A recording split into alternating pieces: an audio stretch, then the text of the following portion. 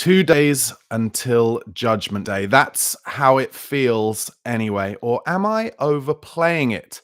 If we lose the tie against AZ Alkmaar on Thursday, is there any way Ange Postecoglou stays in his post past the summer or even into the weekend? What do you think? My feeling is that there's been a big shift over the past couple of games, even from those who've previously been big Ange supporters. We just concede too many of the same goals, and the players are making the kinds of mistakes you tend only to see when a manager is on his last legs. So is the end inevitable, or can Ange drag victory from the jaws of defeat, the opposite of that word that I refuse to use, that Tottenham's detractors love to bait us with? Could this actually be the moment we turn this all around? Let me know your thoughts. Meanwhile, I'll also be going through the fallout from the draw with Bournemouth and bring you quotes from a brilliant interview Ali Gold has done with jet-heeled Spurs legend Aaron Lennon. All this and more on today's live Daily Tottenham Hotspur news, guys. Thank you so much for tuning in. I really appreciate it. If you're watching on YouTube, please do give this video a like. Please do press subscribe. And also you can become a member. Only £1 a month. All of you members really help support me make this daily content. So if you want to become a member either over Patreon or YouTube, all the details of how are in the description box below. Nick in Hong Kong straight in with a comment says, hi Barnaby, good. I believe Sheriff Ange is in the last chance saloon and he's got one bullet left. Will it misfire or will it hit true? Well, I will obviously go into that Bournemouth game, but it's now impossible for Spurs to even make it to 10 Premier League home wins in the season, which is the first time we've done that since 2010, 2011. So we're looking at 15 years, not 10 home wins. I mean, look, it just gets harder and harder to defend the situation. And I think because Ange has been saying for so long, just wait till the injury's back, etc. Well, he is asking a lot of basically Mickey van der Ven and Christian Romero, presuming that they are going to play together for the first time since that Chelsea game, they're going to start for the first time on Thursday against AZ Alkmaar. That is a lot of pressure to put on them, and he's under a lot of pressure himself as well. Plush Teddy says, man, if we get Inzaghi, I'll run riot. Yeah, I've seen a few rumors that Inzaghi is on the list. That feels like very much like a Don Fabio Paratici idea, doesn't it? Fishy Food says, I was Ange in, but it's so easy to counter that we need balance to win the Prem. Spursall says, Pogba to Spurs, would you take it? That's an interesting one because Pogba is today allowed for the first time to sign or to play elite football because his drug ban has ended, but he hasn't decided on a club as yet. In answer to your question, Spursall, no, I wouldn't take Paul Pogba. Talk about, I've been complaining during a lot of the watch-alongs about how like Manchester United is watching Spurs at the moment, how they jog about rather than really pressing as a team. And Paul Pogba would not help that, and he'd be looking for about 300 grand a week in wages. I land every Q says, it feels like even if we somehow beat AZ, we are bound to get knocked out by someone else later on with the way we're playing at the moment. Yeah, I guess the only way, playing devil's advocate, I could look at that is if we beat AZ Alkmaar under this amount of pressure, would it kind of pull the plug out and relieve the stress amongst the team and the squad and the manager so much that maybe they think perhaps this could be our year. But yeah, all of the evidence suggests that it would be a very difficult quarterfinal, that's for sure. But I can't even bring myself to think about a quarterfinal at the moment because it's just so unlikely. Xanadin says, dare to do, in brackets, sack Ange. Maisie's adventure. Do we know our strongest starting 11 after 18 months? Well, yeah, I mean, I think the issue is a lot of the time in central midfield, there's just it doesn't seem like there's a perfect three in there, does there? And you can tell that by the way that he switches his team selections all the time, but also how regularly he just pulls someone off, the pitch at half time. How often he hooks someone at half time, or how often James Maddison doesn't play 90 minutes. There's just no continuity really or consistency. John Mansfield says, the coaching staff were in place when Ange arrived. Do you think they should go too? Well, some of them weren't they? But not all of them. Some have been brought in since, and some have left. The Birmingham manager is doing really well. He was obviously at Spurs. I think the next manager that comes in, whenever that happens, be that Friday, the summer, or if we do well further down the line, they will be like most other managers and bring in their own team. I think Ange is the only person who doesn't do that. And although it's worked for him in Japan and Australia and Scotland, no evidence to say it's working for him at the moment. AB, thank you for your comments. Says if we do manage to get past AZ for the good of the club in the medium/long term, Ange has to go. It's clear this season that he's not cut out to be a top tier manager. There's no tactical nous at all.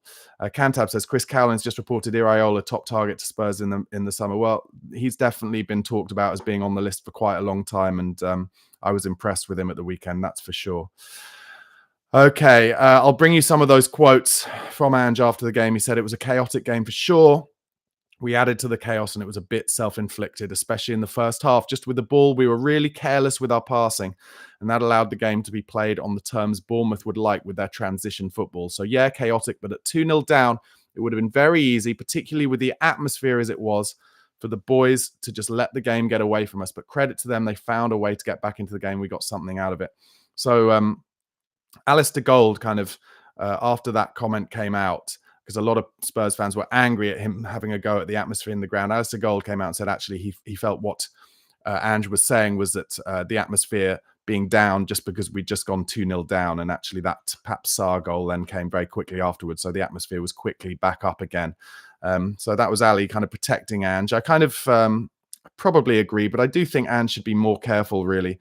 He shouldn't have said last week that he blamed the pitch, and he shouldn't say anything about the atmosphere, really, because as I'm sure you'll have heard me say many times before, in reality, it is up to those players and that manager to get the fans going via their performances on the pitch. So you cannot blame in any way the fans based on what they're seeing at the moment and the commonalities of every single game. He also spoke about Romero, Solanke and Van de Ven. He said, yeah, that's the key thing, that they got minutes. Romero, it's just great to have him back out there. He's such an important player for us, but you could see he hadn't played for a while.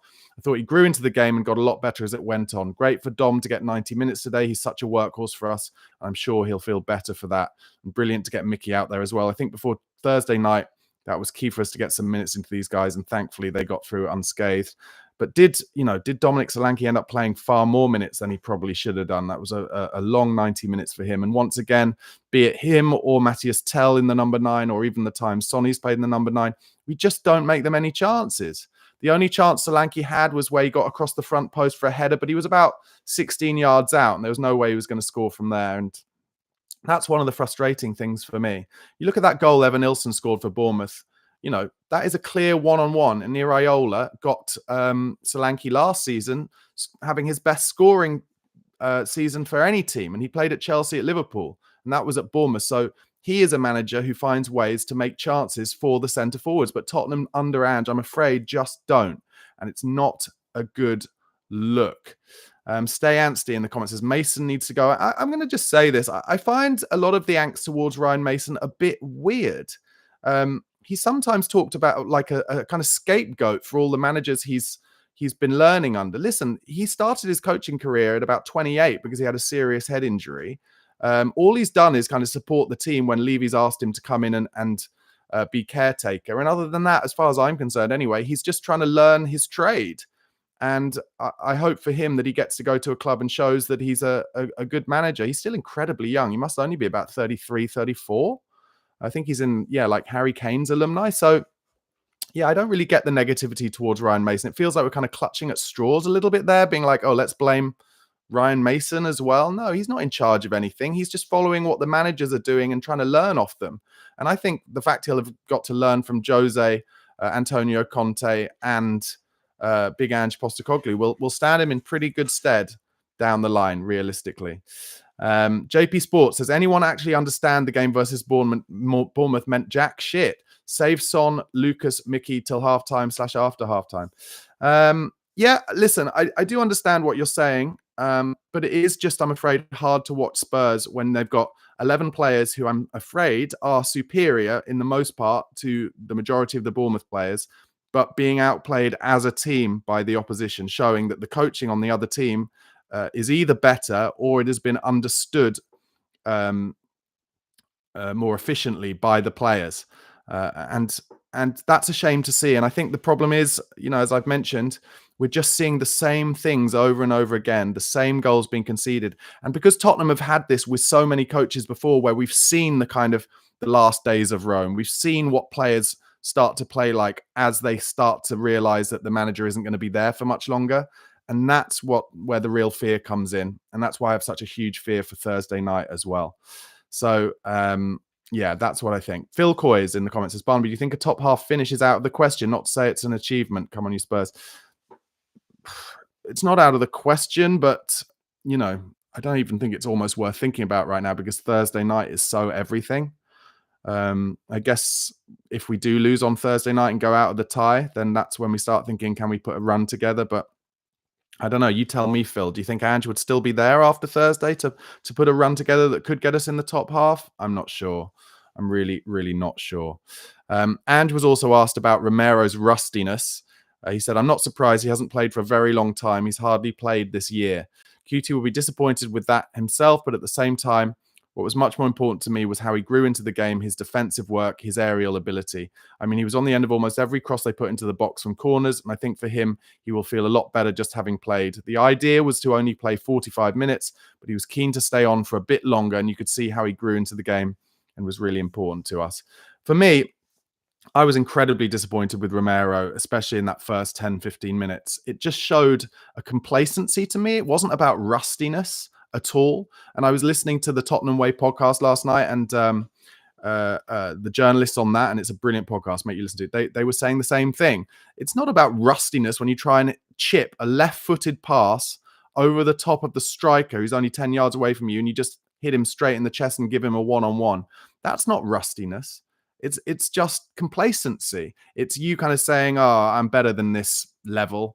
Real Madrid are interested in me. I don't care. I'm not going to take my care over the ball. I'm not going to care about my teammates. I'm just going to try and take the piss." And you don't do that in the first 5 minutes of pretty much of any game, but certainly not in the first 5 minutes of a game where you haven't played for many months and you've only played 12 times all season. And in a lot of those games, in the 12 you have played, you've made mistakes that have been from a lack of concentration or a complacency or just a kind of laissez-faire attitude. And that's what frustrated me about Romero. And to be honest, I'm a little bit frustrated with Ange that he's come out and said how good he was.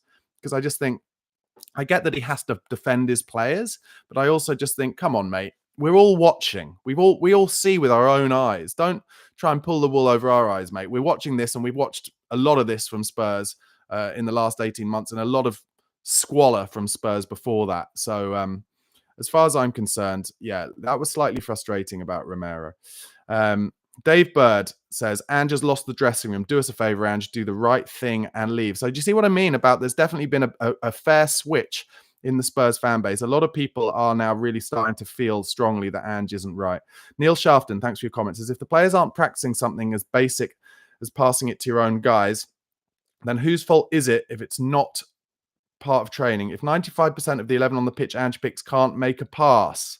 Neil, I'm not quite sure what you're saying there. Are you saying that it's the player's fault rather than Ange's fault?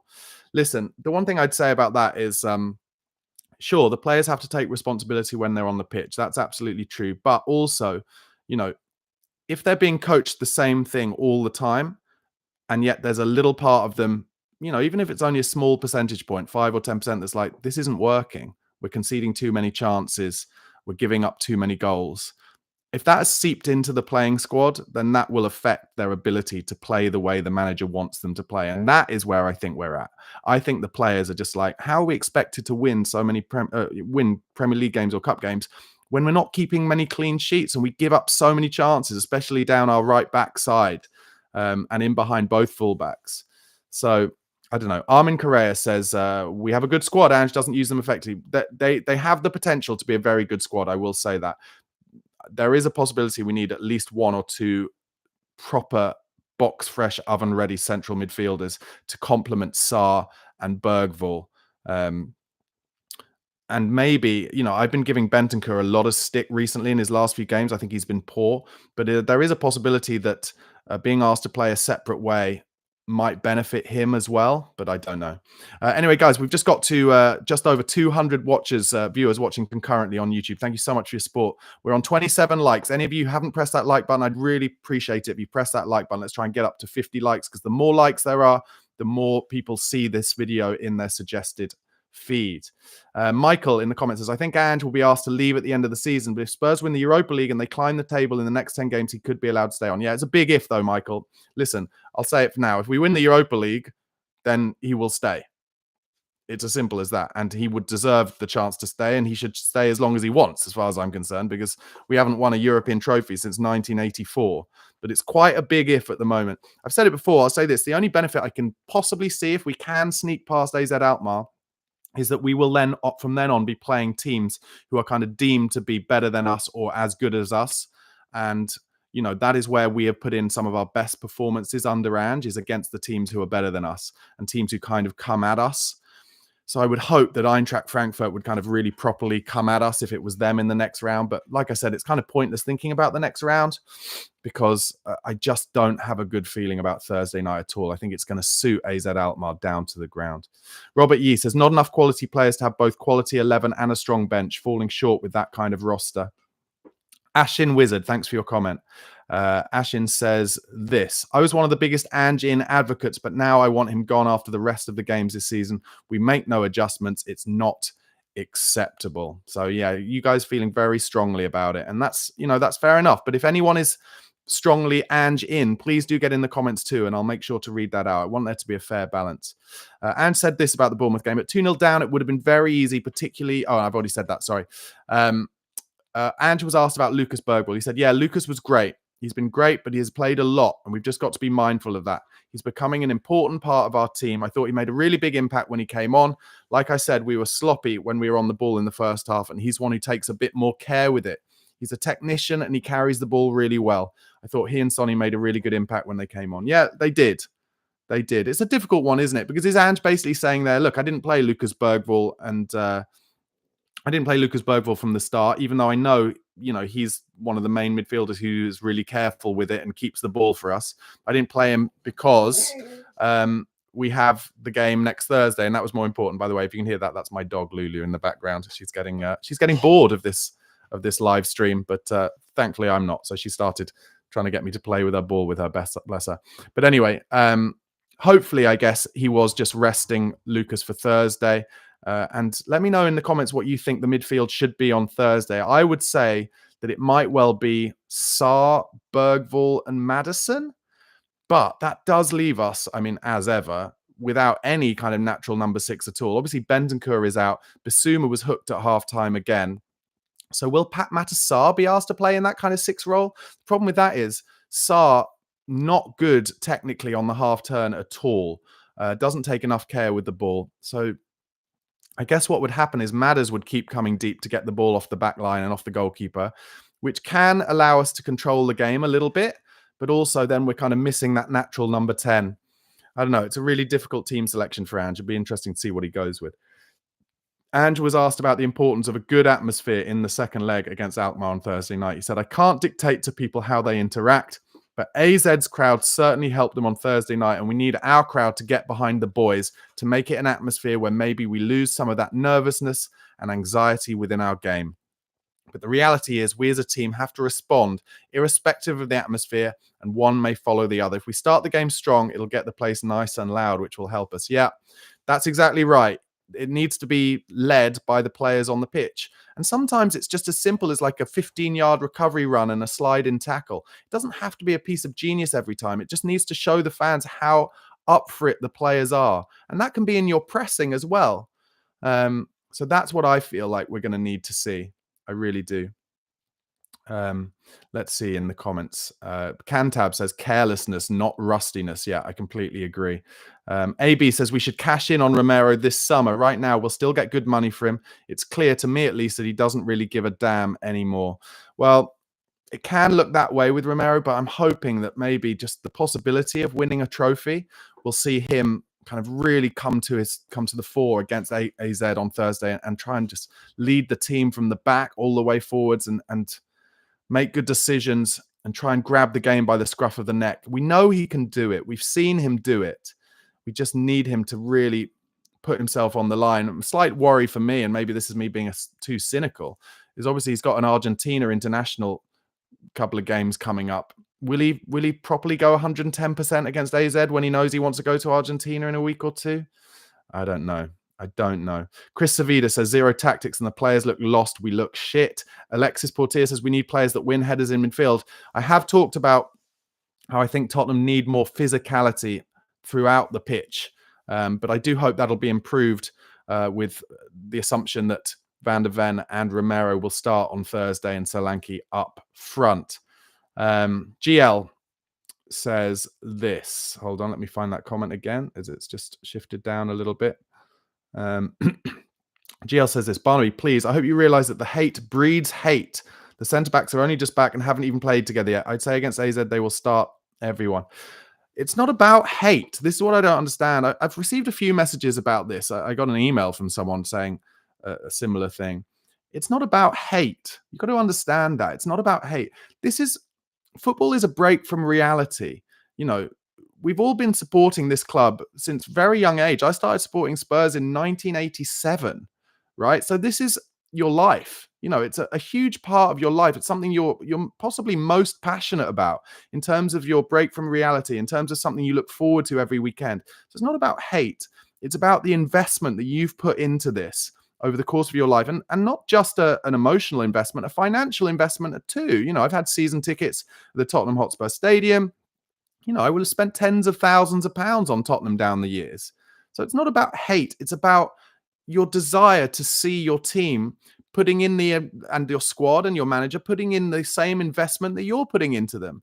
And also, listen, you know, I didn't think probably I'd ever get to see Spurs do as well as we did under Maurizio Pochettino. But what I saw there was that when things all come together and when correct decisions are made from the top to the bottom of the club, and when there is almost like a leader who brings everyone, you know, fan base and club all together, then it can happen pretty quickly.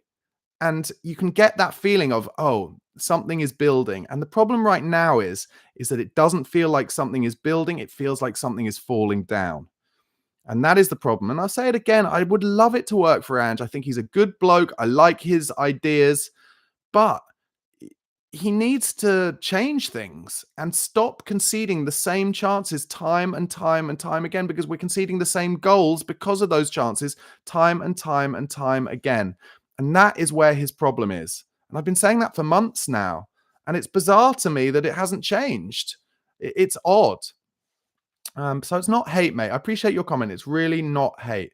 Ben Kaufman says, afternoon, everyone. I too agree with your disdain being told Romero played well when it was clear he was awful. Ange must think we don't understand basic football. What else have we got? Rope KD thinks differently. Romero's bad passes had nothing to do with Ange. Or maybe that's not thinking differently. No, it's not about them having nothing to do with Ange. I mean, by which I mean I agree. But I don't, you know, I think Ange could easily have come out and said, listen, Romero improved as the game went on, but I thought he made some bad decisions in the first 5 minutes, and that put us under a lot of pressure. It made the atmosphere incredibly edgy, and it made, I mean, I have to say, I don't know if you watched me on the watch along on Chris Cowlin's channel, but I was laughing in that first 5-10 minutes of the game. I was laughing at the embarrassing decisions that Tottenham team were making. And the reason they were making those embarrassing decisions is because they're lacking confidence, they're lacking form, a lot of them are lacking game time. And it is possible for Ange Postecoglou to say to them, listen, I get that you're lacking confidence, I get that you're lacking form, and I get that you're lacking a bit of game time. So don't make any stupid decisions early on. Let's just play it quite pragmatically. Let's play our way into the game. Let's get the crowd behind us by working hard, and let's not leave any stupid gaps or play any stupid passes. But instead, we gave them 2 one-on-ones within the first 15 minutes from our own passing. You know, so I guess Ange is in the situation right now where he's like, well, I'm going to live and die by the way I insist that it happens. But at the moment, mate, you're one game away from dying, by which I mean not only losing your job, but never getting another job in Premier League football, more than likely. Because the reality is if he gets sacked from Spurs, he's not going to get a kind of lower Premier League job, because lower Premier League teams are going to be like, well, we don't need a manager who doesn't defend. So Difficult situation for Ange, but I will caveat once again by saying I would love it to work out for him. I'd love this Thursday to be the turning point. And if it is, I will be the first to hold my hands up and say, Ange knew more than me. And this is one of the incredible turning points in football history where it's gone from what looked like zero to hero via one game. And there's nothing I'd love more than that to happen. Neil Shafton says, Ange's system also seems to ask for shots to come inside the box. And when the opposition know this, they clog the box. Sarr scored a beauty, and that was from outside the box where we need more shots. If you're talking about the goal at the weekend, mate, I wouldn't call it a beauty. It was a cross. It was a cross that he shanked. But we'll take it. But it's a really good point you're making, Neil, and I really appreciate it. We don't take enough shots from outside the box. And we don't get enough crosses in the box from deep. We only cross when we get to the byline. And if we got more crosses in the box, especially now Solanke starting again, it's not about how often you're going to, head it directly in from 12 yards or 15 yards because it's got to be absolutely perfect from there. It can also be about the havoc you cause in the defense and the stress you put on the defense you're playing against and the second balls you can win. But we don't do that. It's like we're trying to score the perfect Ange ball goal every time, get to the byline, cut it back. Brennan Johnson scores at the back stick. And that has to change. We have to put more pressure on teams. I said it after the watch-along on Sunday. The reason they scored their first goal was because Kirkes ran into that space and was like, if I put a decent cross in here, Spurs don't defend their back post. Well, if Porro was in a similar bit of space running and the Bournemouth defenders were out of position, he wouldn't have put a cross in from there. He would have held it up, took it back, or tried to get to the byline and cut it back. I think we just need to cause more havoc. That's what I really do. Dave Bird, thanks for your comment. He says, loving your stand-up, by the way, Barnaby. Coys. I appreciate that. In case you don't know, guys, I'm now releasing daily stand-up clips because I'm a comedian. And they are on YouTube Shorts, but also on Instagram and TikTok, where I'm on Barnaby Slater Comedian. So go and find me there if you haven't already. True Believer says, lots of intelligent Spurs fans on the chat who know more than the gaffer. Geniuses everywhere. So a bit of sarcasm from True Believer there. And that's fine, True Believer. That's absolutely fine. But one thing I will say is we do watch every single game, and we've watched every single game of Spurs for many, many years. So we know what this feeling is like. We've seen it hundreds of times before. Not hundreds, but, 20 times before under Daniel Levy alone. So it feels a bit like the writing's on the wall. But I hope you're right and we're wrong. I really do. George F., thank you so much for the super chat. I really appreciate it. And it's just a little emoji figure. Very cute. I really appreciate that, George F. Very, very cool. What else have we got here? Well, I'll tell you what, I'll go on to a little bit of news about some positive news about a player who will be coming into Spurs next summer. That's Luka Vuskovic, our centre-half, who's currently on loan in Belgium at Westerlo. He had another great game at the weekend, 90 against Anderlecht as well, one of the best teams in Belgium. 94% pass accuracy, 2 out of 3 accurate long balls, 1 out of 1 successful dribble, 1 tackle, 1 interception, 4 block shots, 14 clearances, 4 out of 4 aerial duels won. He's an absolute colossus. 3 out of 3 ground duels won, 2 fouls won, and 0 fouls committed. I know the club are very excited about him. Westerlo in Belgium will be very devastated to lose him. But exciting to have another young, hungry talent coming into the squad. And Ange has already talked about him this year, hasn't he? And said, we don't want to block his pathway. Be interesting to see how he does. He does look like a Rolls Royce of a young player. Still only, I think, 18 years old. What else have we got in the comments here? Godfrey says, Gray, Bergvall and Kulusevski would be a tasty trio. Well, let's not underplay how much we're missing Decky Kulusevski at the moment as well, because don't forget, when we went to Ibrox to play Rangers in the Europa League, we were dross in that game, and it was only Kulusevski scoring an equaliser kind of out of nothing that got us away with a draw. So we're really missing him. We need to try and find a way to get past AZ so that he can play in the next round of the Europa League. Francis says, Ange is a very good manager. We're just so effed as the team. Ange after Tottenham is a bigger team than Spurs. Are you saying that he'll get a bigger club than Spurs after Tottenham? It's hard to see that, to be honest. It's hard to see that happening. If he gets sacked from Spurs, I don't think he'd go to a bigger club next. I could be wrong, though. JHAM says, only people that support Ange are Aussies. I'm sure that's not the case. Maria says, I still not be too critical of Ange because there are still a lot of things we do not know. Yeah, that is true and a good point. We don't know what goes on inside the club in reality. So, we can only go off what we're seeing on the pitch, I think it's fair to say. Dave Bird says, we're far too predictable. If we as fans can see this, then it's absolutely certain that most of the teams we play will and do see straight through us. That is a great point and something I've been talking about. The analysis that other clubs do on us, just it's so simple.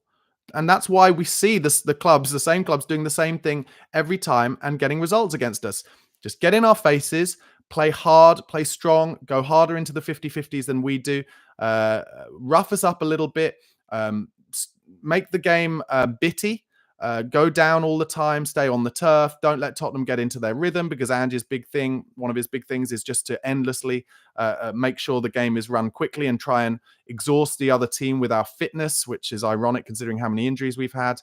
And set pieces and crosses to the back post and goals will be conceded.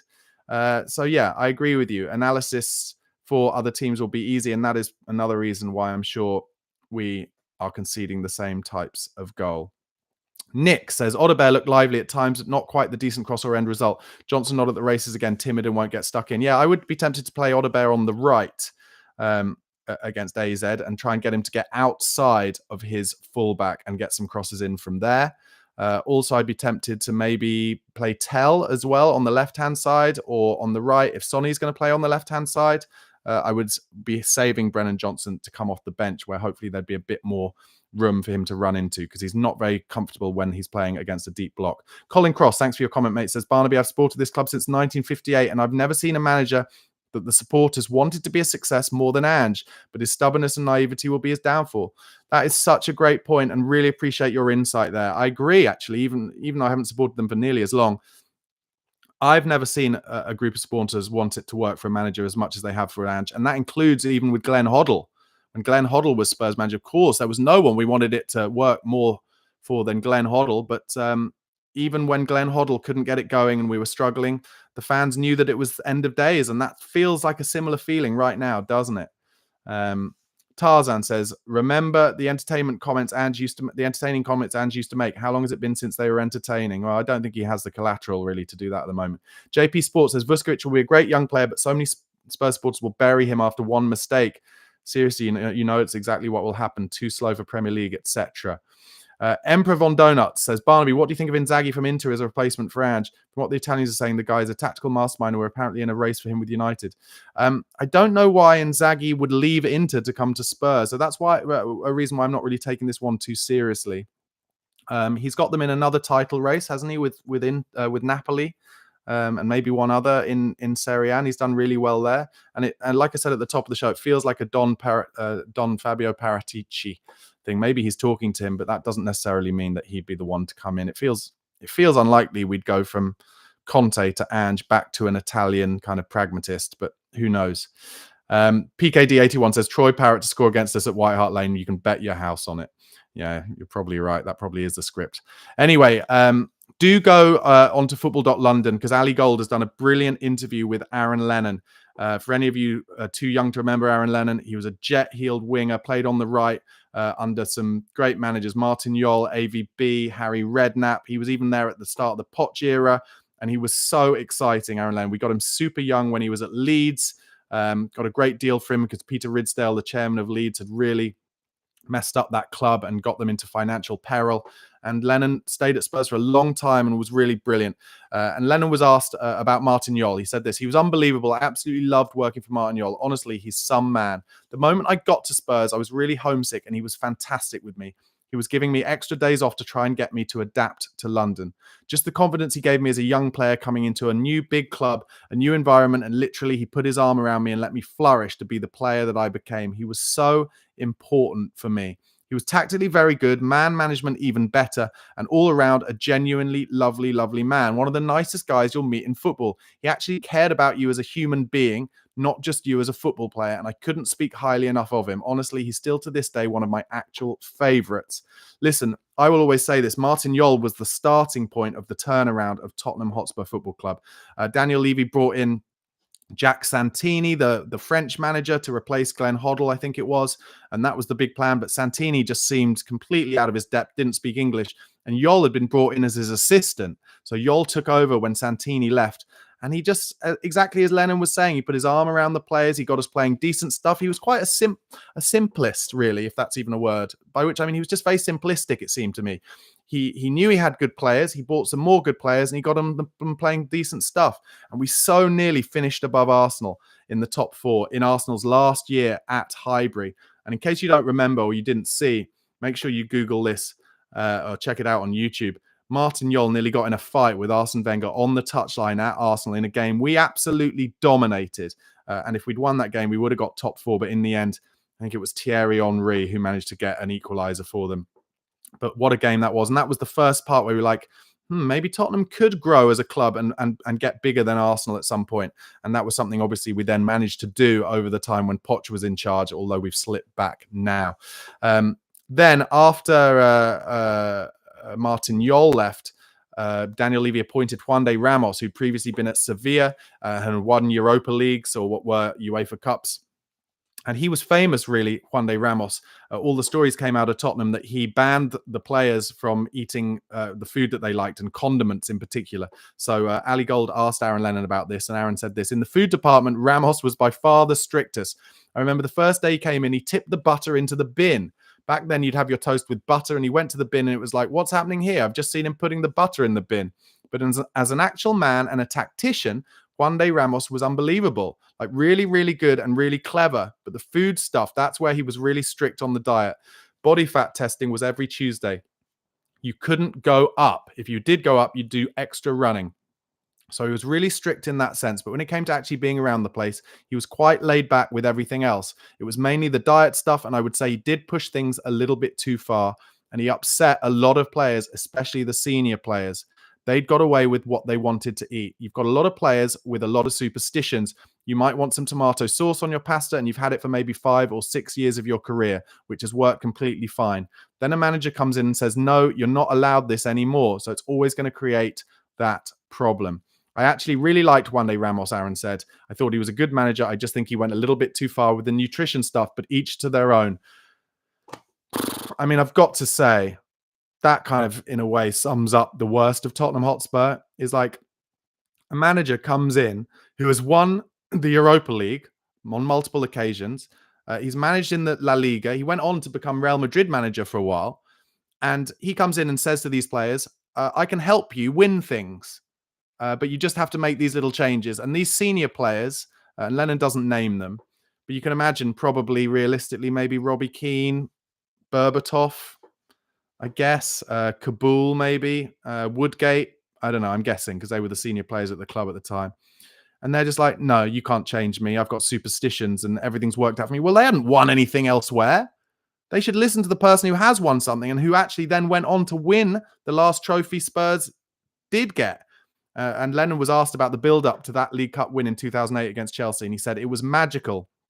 Honestly, the whole build-up to it that year, it felt like it was going to be our year. I remember when we beat Arsenal in the semis, it felt like something special was happening. Like I said about Juan de, he tactically was unbelievable. He prepared things really, really well. His in-game tweaking of things that he could change was what he was brilliant at.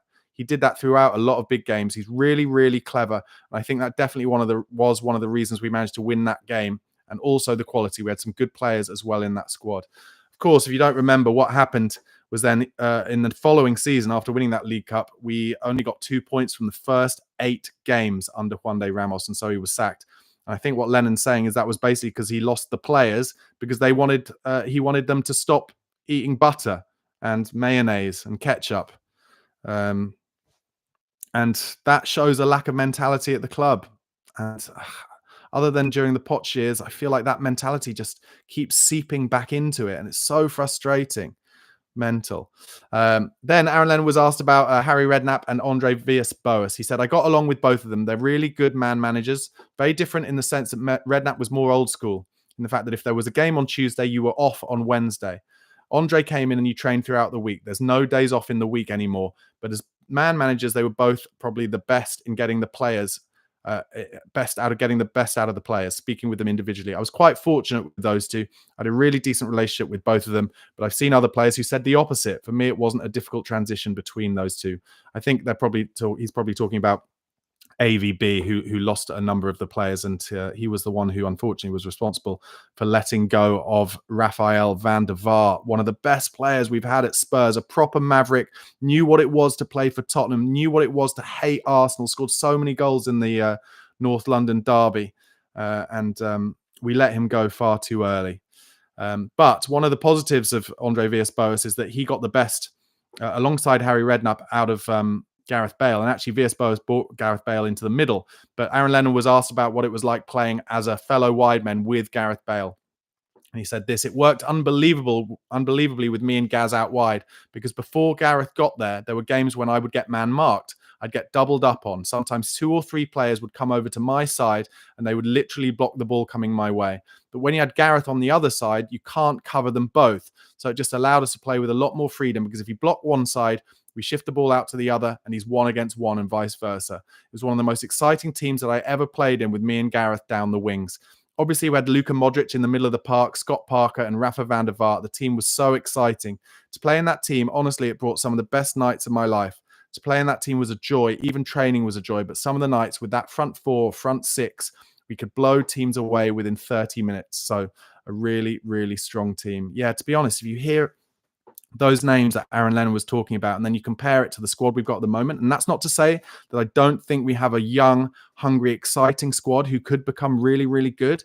But in terms of that team and that squad that Harry Redknapp really was the one who put together, out of a mix of the players that we'd bought previously, but also ones that he brought in, like Scotty Parker, who really helped.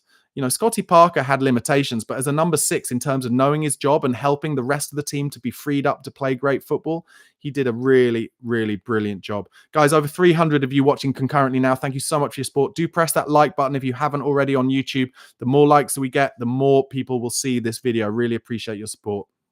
Aaron Lennon then went on to talk about what it was like when Pochettino came in and kind of his final days at the club, or months at the club. He said, I picked it up quite early, to be honest. I played in the first few games under him, but there were some early warning signs. I think it was the same, not just for me, but a few of the older lads. They decided to go along a lot younger route, and I was 27 at the time. I wasn't that old, but I did get that feeling. You do as a player, you get the feeling, and you could tell. There were games where I thought I should have been playing, and I wasn't playing. And he wasn't really giving me much reason for why. So sometimes the writing's on the wall, and after a little while, I did get that feeling. Look, there were no hard feelings with Poch, and I enjoyed his stuff. I learned quite a bit off him in a short period of time, especially on the physical aspect. Especially during a couple of his pre-seasons, I ended up taking a lot of his runs into my future career, which I used off-season, which I thought were really good runs that he did. He is a good man. It was funny because I bumped into him a few times after, and we always had a chat. Had a little catch up. I really didn't mind it. I was in the game long enough to realize that some managers, you're not for them, and they've got a different way of playing, a different style, and you just have to accept it. There was speculation about this little clique around us, the senior players, but there wasn't really any cliques at Tottenham. Everyone got along. It was more like one big group, but it just felt like the senior lads. I think Dorse was on his way out just before that also, said Lennon. We had a group of us who were slightly older. I don't know if it was that he felt that way he could just get a better response out of the younger lads, but you just never know from a manager. You don't really get real answers. I did pull him up a few times on it and asked, why am I not playing? And he didn't give me much back and just said, it's tactical. It's all tactical. I've been in the game long enough to know it's not tactical, but that's your choice. There were no hard feelings. You accept it. Not easily. I was gutted, absolutely gutted when I was leaving Spurs. I absolutely loved the place. And like I said at the time, I still felt I was the right person and that I should be playing. But Poch picked the team. And in the end, after a few months of not playing, I was knocking on his door saying, I think it's best we go our separate ways. Big thanks to Big Mike in the comments, by the way, who's gifted 10 memberships to my channel. So people picking up those memberships, really appreciate that, Big Mike. How cool is that? Very, very cool. What did you guys think of those Aaron Lennon quotes? He obviously loves the club. He was doing that interview because there's this Spurs Legends match coming up at the Tottenham Hotspur Stadium later this month. Tottenham against AC Milan, and big Asa Lennon, well, he's not big, is he? But little Aaron Lennon will be playing in that game.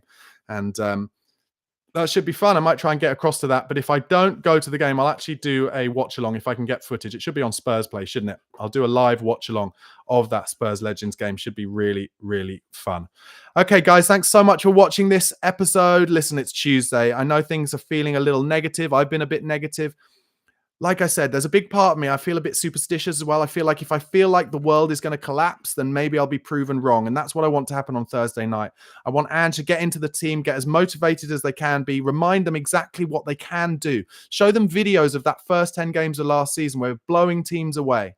That's what I'm saying. Get into the players and show them that Thursday night is everything. The biggest night in Tottenham's recent history since the Champions League final. It's massive. We've got to do it. We've got to find a way to get a result. Thanks so much for your support. Please do press like if you haven't already. Please do subscribe to the channel. If you're not already a subscriber to the channel, please press that subscribe button. Help get me to 15,000 subscribers. I'm on 14,400. So 600 to go, guys. And do recommend this channel to any other Spurs fans you know who might want daily Tottenham Hotspur content. And of course, Spurs transfer content and content from transfers from wider afield during the windows as well. Enjoy the rest of your Tuesday, guys, and come on, you Spurs.